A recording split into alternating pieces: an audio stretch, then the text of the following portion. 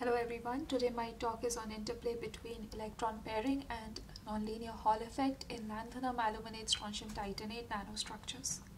So we work in the field of correlated nanoelectronics, which is derived from two well-established fields. On one side we have correlated electron physics, which shows interesting properties like superconductivity, magnetism, ferroelasticity, but mostly studied in bulk materials. On the other side, we have the semiconducting systems, which allow us to have single electron control, thereby allowing us to study the quantum properties of the system. Now, at the interface of the two is the complex oxide heterostructures, which allow us to combine the rich correlated electron physics with capabilities of any semiconducting system. So, we are particularly interested in the lanthanum aluminate strontium titanate heterostructure, which supports a high mobility 2D electron system at its interface. And I would like to walk you through some very interesting features which are observed at this interface. So firstly, strontium titanate undergoes a cubic to tetragonal transition at 105 Kelvin, leading to the formation of X, Y, and Z domains. Now this property is very important because this is something which sets it apart from semiconducting systems. While semiconducting systems are homogeneous in nature, this makes the system, these domains makes the system inhomogeneous, and hence we cannot directly apply all the theories which are used for studying transport in any semiconducting system to this complex oxide heterostructure. And over the years there has been several studies showing that these X, Y, and Z domains can play a very important role behind the transport properties. Like in this particular study, it was shown that there is an enhanced conductivity along the domain boundaries, which again gets us back to the inhomogeneous transport properties at the interface. Another very interesting aspect of this interface was the nonlinear Hall effect. So it was shown that when we apply a magnetic field and take the Hall measurements, then beyond a critical magnetic field there is a change in the slope of the Hall resistance. That is, there is an excess release of magnetization at this critical magnetic field, and this has been generally attributed to the multiband carrier transport in STO, combined with some metamagnetic transitions of unspecified origin. So it's still not well understood. Lastly, I would like to mention about electron pairing without superconductivity, which our group has continuously observed in single electron transistors and ballistic electron waveguides. So we see the existence of paired electron states far beyond the superconducting transition field and superconducting transition temperature. So at the first look, you will see that they are all very different properties from each other, and you cannot see any relation between the two, between the three. But what made us interested in all of them was particularly the nonlinear Hall effect and the electron pairing without superconductivity, if you notice, takes place in the same parameter regime, that is the small field regime. So that led us to the question that can the nonlinear Hall effect be actually related to the pairing mechanism, and if so, can we understand now the unspecified origin of the metamagnetic transitions, which has been repeatedly referred to in literature. And lastly, if they are correlated, then what can be the common link between the two? So in our lab, we use this unique conductive AFM lithography technique to write our nanostructures. So we apply a positive bias to the tip, which protonates the surface and attracts electrons at exactly the same place at the interface. So this is like a modulation doping process, and we can write structures as small as 2 nanometers. We can reverse the process by just applying a negative voltage to the tip. So it's a very nice technique in the sense that there's no physical modulation of the interface, and we can keep on repeating the process as much number of times as we want till years and years. So we use this technique to make ballistic electron waveguides at the LO-STO interface. So we have this main channel separated from the source and drain by these highly transparent tunneling barriers, which allows us to tune the chemical potential of this wire with the help of a side gate. And if we plot the conductance versus the chemical potential at different magnetic fields, you can clearly see the Landauer quantization. And the scattering length of these waveguides are of the order of 20 micrometer, and we have recently even seen it to be higher. So now if you actually take a derivative of this conductance versus chemical potential plot and look at the transconductance spectra, you can clearly see the vertical, lateral and spin degrees of freedom. You can observe these non-superconducting paired electron states, which I mentioned earlier, and the pairing fields can be as high as 9 to 11 Tesla. So we have a good control over the over studying the pairing mechanism at the LOSTO interface, but now we wanted to study the Hall properties along with it. So the first thing which comes to your mind when we consider a Hall is a cross. So what we did over here was we took two such electron waveguides and we just crossed them.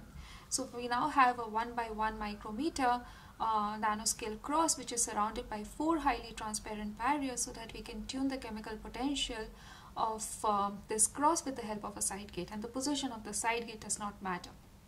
So this allows us to study both the longitudinal properties and the Hall properties simultaneously. We write these nanocrosses with the help of CAFM lithography, and we load them in a dilution refrigerator and take out of plane magnetotransport measurements. So we can take several configurations across the nanocross, but I'm only going to concentrate on two of them, which are the two straight waveguides. So here you have the horizontal configuration and the vertical configuration. And if you look at the longitudinal measurements across the two, you'll see that we have an inhomogeneous energy landscape, which I'll talk a little bit more about later. But what we do observe is that we have ballistic transport and we have electron pairing without superconductivity. In particular, if you look at the horizontal case, you will see that as we go from B is equals to 0 Tesla to 8 Tesla, there is this small peak developing at 1 e square over h, which is because of the splitting mechanism.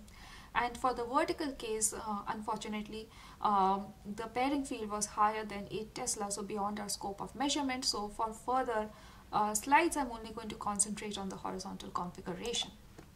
So now if you look at the transconductance spectra, you can clearly see that how this the paired electron splits into two, and if you just plot the dots along this curve, you can see that you can zero down this depairing mechanism taking place around 5 Tesla. And now let's look at the corresponding Hall measurements for this longitudinal configuration. So this is the just the intensity plot of the nonlinear Hall effect, and if you just take a slice at any chemical potential and you look at this plot over here, you can see that there is a nonlinear Hall effect, and surprisingly, or you can say not surprisingly, we do observe that this change in slope of the Hall resistance takes place also around 5 Tesla. So the pairing mechanism and the nonlinear Hall effect is in fact correlated, and this is a direct proof of their correlation. And we feel that it's the transition of the electrons from the paired to the unpaired state which is actually leading to this excess release of magnetization and can answer the question of the unspecified metamagnetic origins of nonlinear Hall effect, which has been repeatedly mentioned in literature.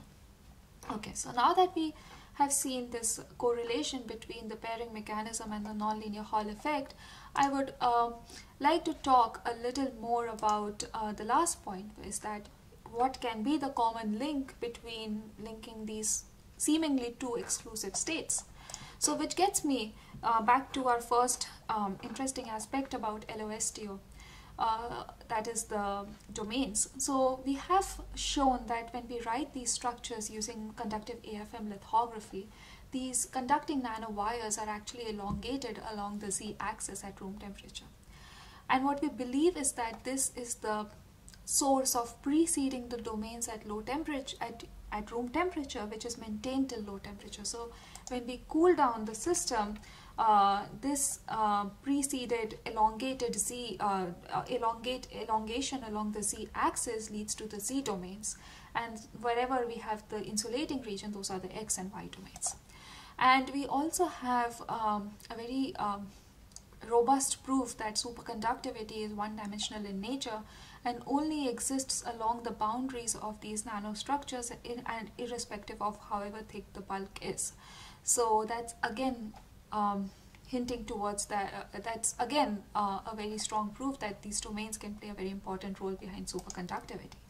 Also, like I previously mentioned that we have an inhomogeneous energy landscape across the nanocross, we have shown in this particular work that this inhomogeneous energy landscape can actually be attributed to the domain configuration across the nanocross. So the nanocross allows us to define the X, Y, and Z domains, and any deviation from these ideal X, Y, and Z domain configuration can lead to this inhomogeneous energy landscape, and such a deviation from the ideal configuration is expected because we have a real system, a real 3D system, which can have different kinds of